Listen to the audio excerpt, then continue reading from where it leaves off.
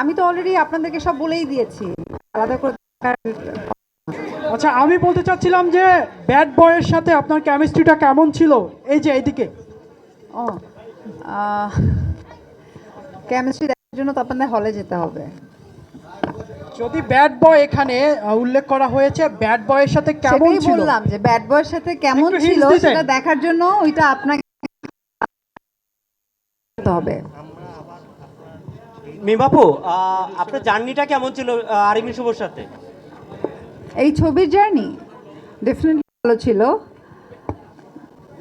তারপরে আমাকে সংক্ষেপে আনসার দিতে বলেছে, এই জন্য ছোট ছোট করে দিচ্ছি। আপনি এবং আরেফিন শুভ সর্বশেষ আপনাদের সিনেমা ছিল সাপলুডু। সাপলুডুর পরে আপনারা এই যে ঈদে আসলেন মালিক নিয়ে, এটা নিয়ে আপনার প্রত্যাশা কেমন? প্রত্যাশা তো অনেক। অলরেডি তো আপনাদের কাছে ট্রেলার পছন্দ হয়েছে, সামনে যেই গানগুলো আসবে আশা করি সেগুলো আপনাদের পছন্দ হবে।